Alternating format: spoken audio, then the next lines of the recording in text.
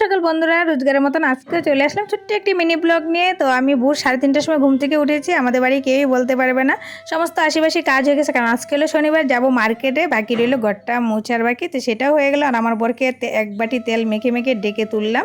তো উঠেছে, মুখটুক ধুচ্ছে। আর আমি এদিকে কিন্তু সমস্ত কাজ হয়েছে, সবাই ঘুমাচ্ছে দেখতেই পাচ্ছ। আর আমার সমস্ত কাজ সুন্দর করে একদম ফিটফাট করে রেখে যাচ্ছি মার্কেটে। আর চলে আসলাম গাছের নিচে বাড়ির দুটো আম কুড়াইতে, সেগুলোও কুড়িয়ে রেখে গেছি, ওদের কোনো কাজ রেখে গেলাম না। তো যাই হোক, আমার বরকে এক বাটি তেল মেখে এবার চলে গেলাম মার্কেটের থেকে মার্কেট করে চলে আসছি বাড়িতে। কিন্তু আমি দুঃখিত, তোমাদের সাথে শেয়ার করতে পারলাম না, কারণ আমার বরকে নিয়ে গেলে একদমই মোবাইল খুলতে দেয় না, বিশাল খেটখেট করে। তো যাই হোক, প্রচুর খিদে পেয়েছে। বাড়িতে এসে দেখলাম মা রান্না করেছে ডাল, ভাত, আলু সিদ্ধ, শুক্তো। তো সবাইকে ভাত দিয়ে নিজেও খেতে বসলাম। এমনিতে নিয়ে আসলো খাওয়া দাওয়ার পরে কই মাছ, সেগুলিও রাখলাম।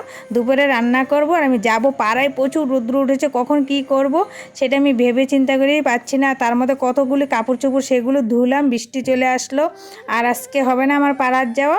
তো দেখতেই পাচ্ছ, এরকম করতে করতে দুপুরের খাওয়া দাওয়ার টাইম হয়ে গেল। আমি তো আর পাড়ায় যেতেই পারলাম না, সবাইকে খেতে দিয়ে দিলাম। আমার বড় বেরিয়ে যাবে, 4টা বাজে 10 মিনিট বাকি।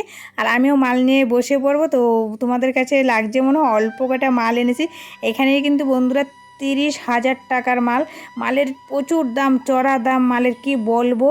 তো মনে হচ্ছে যে আর কি বলবো, মাল তোলার মতন না। তো ভিডিওটা আর বেশি বড় করব না, এখানেই শেষ করব। যদি ভালো লাগে অবশ্যই একটা লাইক করে, কমেন্ট করে, চ্যানেলটাকে সাবস্ক্রাইব করে আমাদের পাশে থেকে দেখা হবে পরের ভিডিওতে। তোমরা ভালো থেকো, সুস্থ থেকো। মাল গুছাতে থেকে টাটা বন্ধুরা।